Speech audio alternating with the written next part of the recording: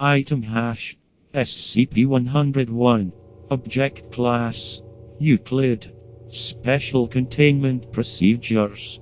SCP-101 is currently stored in the sub-basement 0-2 of Site-19, inside of a standard fireproof document lockbox, within a reinforced concrete room of standard facility size.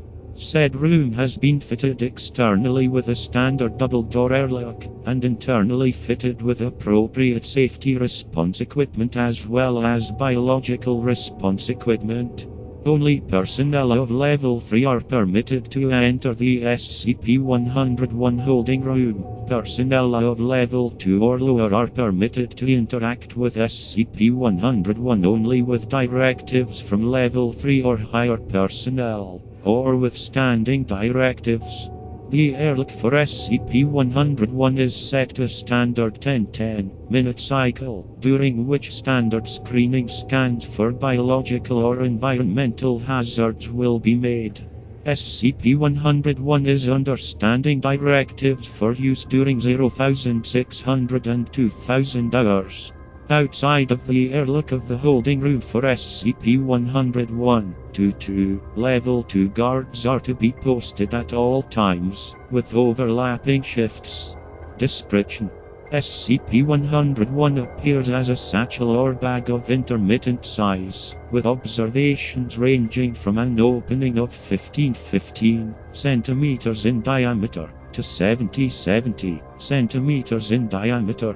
The depth of the container has varied with no standard mean of equality to the relative diameter. The primary feature of SCP-101 is what appears to be a semi-humanoid mouth contained within the opening of the bag, with a mean standard of 31 centimeters of depth into the container, without more than 2 standard deviations of variance regardless of the apparent external depth of the container. The mouth consists of 30 to 32 teeth of an off-white hue, all of equal shape and size, consisting solely of incisors of approximately 10 centimeters in length. It has been observed, albeit not measured with accuracy, that within the mouth there is a tongue of indeterminate length, with observations ranging from 50 centimeters to 3.5 meters. The mouth appears wet and spongy. However, all attempts at removal of possible fluids have resulted in failure, with damage to the instruments and harm to the personnel. The current decision is that SCP-101 may be a part of a larger entity of extra-dimensional origin. SCP-101 is not externally mobile. However, internal movements within the container can affect minor movements of the exterior of the container that consists of SCP-101's covering. It is understood that due to the nature of the size improbabilities of the container and object within, the object is of extra-dimensional interaction if not origin. SCP-101 has exhibited polymorphic abilities, as well as a low level of sentience.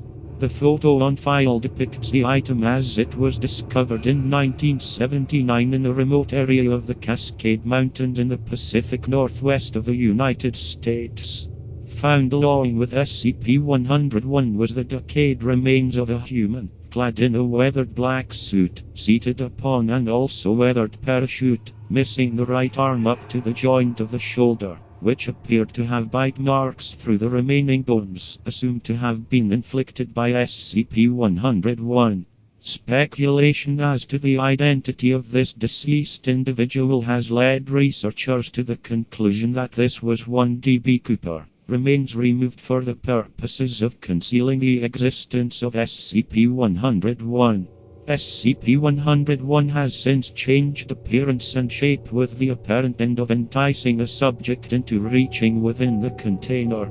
These appearances have ranged from money satchels, to deli boxes, to Krispy Kreme containers, to candy bags, all of which have an external appearance that is indistinguishable from that of the real containers.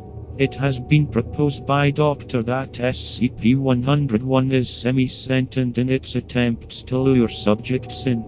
At the recommendation of data expunged, SCP-101 is currently in use as a means of refuse disposal for Site-19. SCP-101 has not shown adverse reaction to having foreign matter introduced to it, including, but not limited to, paper product, sewage, cafeteria refuse, metals, polymers, oils, and other products which are not consumable by any known biological entity. Addendum 1. So far, SCP-101 has not exhibited any abnormal behaviors from the standards observed, nor has SCP-101 emitted any substances, either foreign, extra-dimensional, or abnormal. However, it is the concern of Doctor that SCP-101 may produce an emission in the future. Addendum 2. Further examination under the direction of Doctor has determined that SCP-101 is ideal for the disposal of hazardous wastes and byproducts of other SCP-related projects. Doctor is noted as being opposed to this measure. However, O5 has given authorization for the project to continue.